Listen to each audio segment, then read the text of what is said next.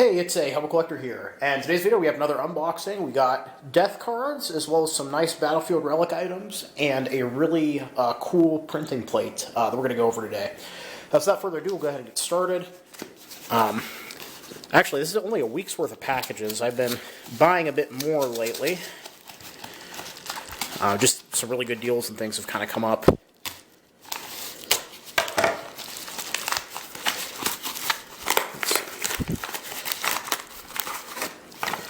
Alright, make sure there's nothing else in there, which there's not. Here we go. So this is a nice US death card, which I don't have many of those in the collection. This is in memory of Corporal Patrick E. Flynn, born January 15th, 1922, and killed in action January 5th, 1945. Really cool stuff there. I did do some preliminary research on him, and yeah, it's going to be a good video when we get around to it, so I'm very excited. If I remember correctly, he was killed during the Battle of the Bulge. Or, yeah, in the Ardennes. It's pretty sweet. Let's move on here to the next package.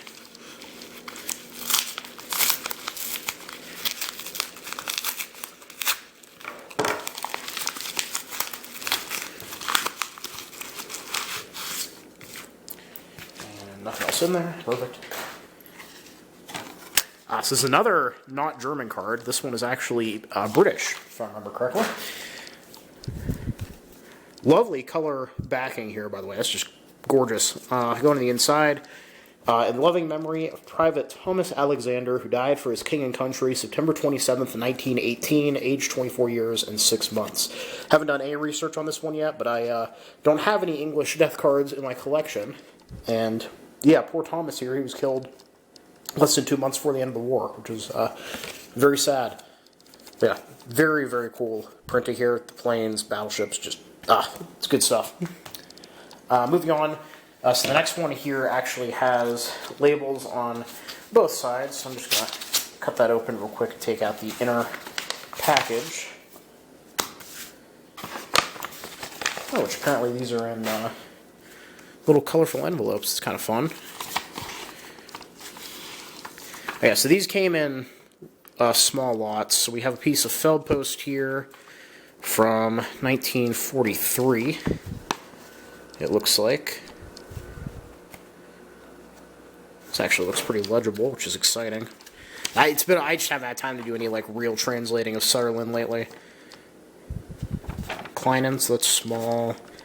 So he's talking about stuff that's happening on the 15th of May. Then, yeah, 23rd, 26th, 28th, 31st of May, I'm thinking. Huh, pretty neat. We've got another postcard here from September of 1941 from soldier Johann Nofford. Yeah, just a brief little postcard, nothing too fancy. I translate that as well. Got this little photo here of a parade in the snow. And then the death card here for Ewald Tost, who is a Knight's Cross winner. Now, the seller had said this is a post-war card, which, given the fact he was killed in March 1945, I don't know if that means it was printed like right after the war, if this is a reprint, but I'm just going to take a quick look using my camera here. I got the lot for not a ridiculous amount of money. Just take a quick look, pull up my camera. If you've never checked out my video on analyzing fake death cards, I recommend that you go look at that. It's a pretty good resource.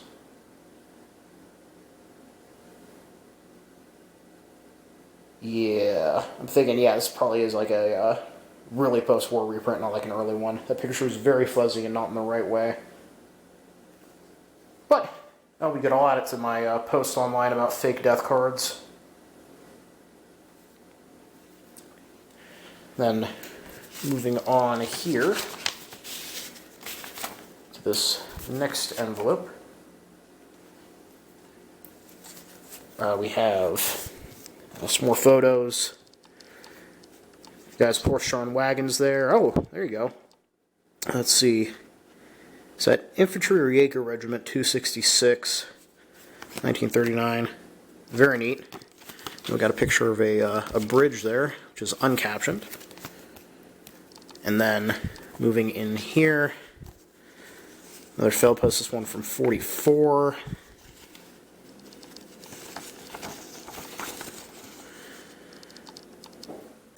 Let's see. This one's a little less legible. From, oh, Sanitator Obergefreiter H. Gellick, or Gebick. Pretty cool. We have a death card here for Ernst Strauss, a grenadier born August 20th, 1923, died November 21st, 1942, in the fighting around Voronezh. Never seen this backing before. It's actually kind of neat. We got another letter here from 1940. It's pretty neat. Alright, so apologies for that, but here is the death card. I open this up.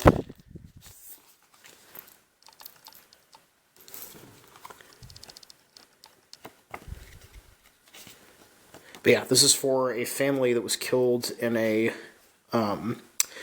aerial bombardment of Muldorf here on March 19th, 1945. So you have Franz Fraudienst, Therese Fraudienst, and Christa Fraudienst.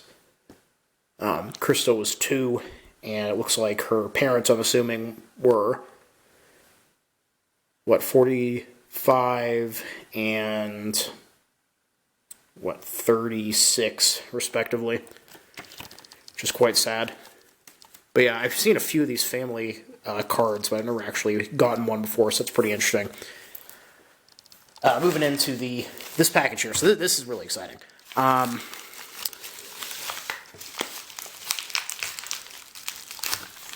This is a printing plate with a soldier's portrait on it from the Luftwaffe.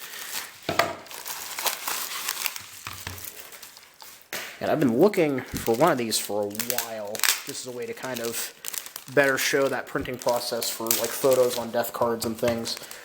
And this one, I've seen it on eBay before, and it's been kind of floating around for a while. Nobody's been buying it, so I put in an offer, and they ended up accepting it, which was pretty cool.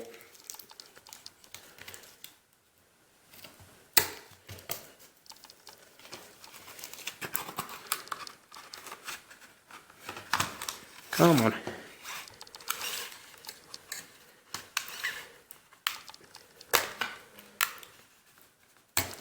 This knife's starting to be not great.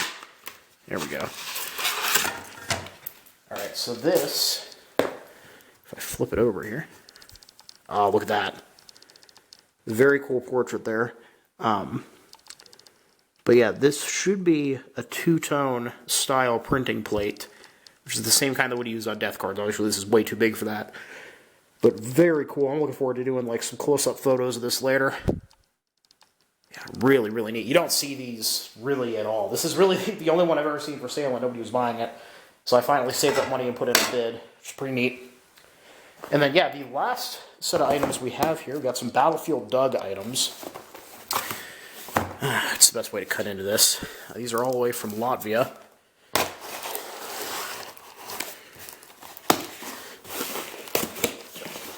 I guess this works.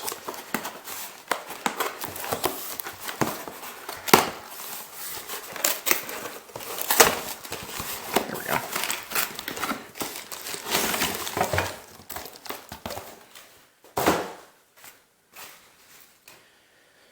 Alright, where to start? I guess we'll start with the smaller package here. Very cool. So yeah, this is a German bayonet handle. And this one's kind of neat. This one was supposedly found at the bottom of a trench where the guy who dug this up said it was the site of hand-to-hand combat. Take that with a grain of salt. But yeah, definitely broke off right at the hilt there. It's pretty cool. And he actually already stabilized all this.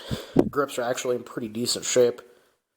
And then moving on here, I'll go with the shovel since it's in a see-through bag. We have a pretty badly mangled shovel head there. Looks like it took some bullet and or shrapnel. Given how crusty it is, I'm going to say shrapnel. It just gets all kinds of bent up.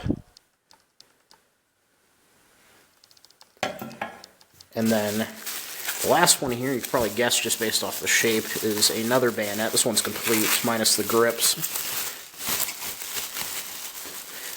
That's cool. Yeah, I unfortunately, it's been a while since I've gotten any relic items, and I'm a big fan of them.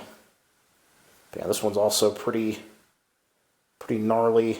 It's got a bend right there in the handle. But yeah, luckily, like I said, this seller actually stabilizes all their stuff, so I don't have to worry about it degrading any further. But yeah, pretty interesting. Lot of stuff, all things considered. We got some cool battlefield relic items, as well as this really awesome print plate. I am looking forward to doing some more work with that. Stay. And then, yeah, a whole bunch of letters and death cards, some of them fake, which will be good. Will be another example put up on the forum. But yeah, overall, a pretty good lot of items. So yeah, hope you all enjoyed the video. Please leave a comment down below. Love hearing from you guys. Thank you all for watching. Happy collecting, and I'll see you all again very soon.